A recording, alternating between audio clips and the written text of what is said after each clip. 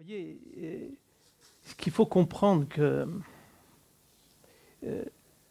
en travaillant, en se dépouillant, étonnamment, on a l'impression qu'on fait un travail sur soi, mais dans quel but? Parce que c'est ça en fait. C'est-à-dire, on fait un travail sur soi parce on souffre, parce qu'on a des douleurs, parce qu'on s'aperçoit que la vie est compliquée, que la vie c'est un combat, qu'au lieu d'accueillir l'autre, très souvent, je m'en protège.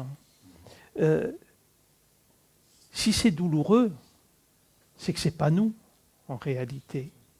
Vous voyez, quand on se sent en harmonie avec quelqu'un ou avec une situation, on ne se pose plus de questions, parce qu'on est juste dans notre nature profonde. Donc, dans le travail, parce qu'on commence par l'appeler par travail, vous ne découvrirez que ce que vous êtes déjà, mais en plus tranquille, en plus bienveillant, en vous apercevant que vous avez mené plein de combats qui n'ont servi strictement à rien. Mais il n'y a pas de culpabilité parce que c'est notre éducation, c'est nos croyances. Je veux dire qu'on nous apprend très tôt dans l'enfance qu'il faut se battre pour exister, que si on n'a pas un bon travail, on ne s'en sortira pas, qu'on doit se méfier des autres, on doit être plus performant, il n'y a que les meilleurs qui gagnent, etc. Donc on est convaincu de ça. Et comme on est dans un monde qui est construit globalement par cette croyance égotique qu'il y a juste les forts qui s'en sortent, on est pris dans ce maelstrom. Il n'y a pas de faute en ça. On vient justement pour ça. Donc quand on s'incarne, c'est de se libérer de cette croyance et de voir véritablement que ce qui nous anime, c'est l'amour, c'est la compassion, c'est la paix, c'est la joie. On n'aspire qu'à ça. On y aspire pourquoi? Parce qu'au fond de nous, on le connaît. On ne peut pas aller travailler pour obtenir quelque chose qu'on ne connaît pas.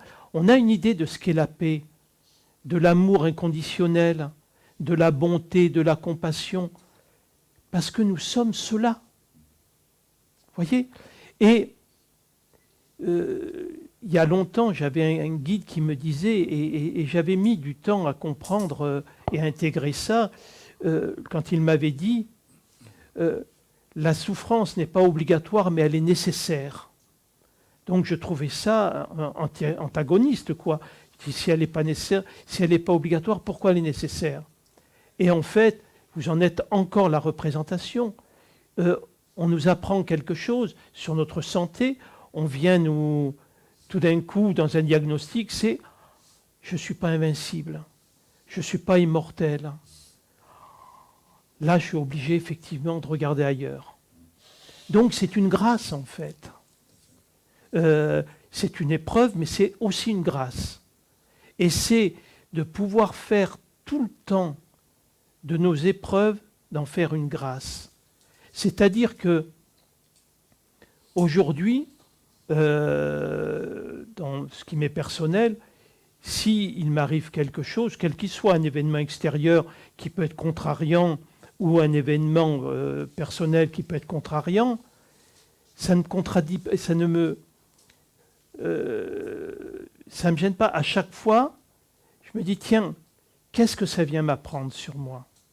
Qu'est-ce que ça vient toucher? Si je sens quelque chose qui m'agace ou qui me contrarie, à la limite, j'en ai presque une appétence. Parce que je me dis, tiens, dans cette situation, à quoi je résiste? Vous voyez? Et je suis gourmand de ça, en fait. Vous voyez? Parce que chaque fois que je vais mettre le doigt sur une chose sur laquelle je résiste, c'est une peur ou quelque chose comme ça. Et immédiatement, la lumière vient prendre la place. Parce que la vie, c'est quoi? On s'occupe en attendant de mourir, quoi.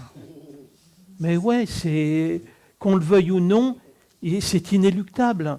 Donc pourquoi ce temps qui nous est donné, on n'en ferait pas quelque chose de sympa? Vous voyez? Dans mon travail, j'accompagne des gens en tant que magnétiseur, et donc je suis confronté à la maladie, bien évidemment. Ce qui m'a, et je rends grâce pour ça, parce que, en plus de ma mystique, ça m'a permis tout le temps de ne pas partir dans une espèce de délire mental, de tout le monde il est beau, etc. Donc de voir que la maladie, c'est quelque chose de très difficile, et ça ramène toujours à l'essentiel. On ne peut pas faire semblant quand on est malade, on ne peut pas faire semblant quand on souffre. Et c'est une épreuve de vérité. Je pense à quelqu'un qui venait me voir et qui est malheureusement décédé après avoir fait une greffe. Il avait un problème de poumon. Et donc, je l'ai accompagné pendant un certain temps. Et il venait avec sa bouteille d'oxygène.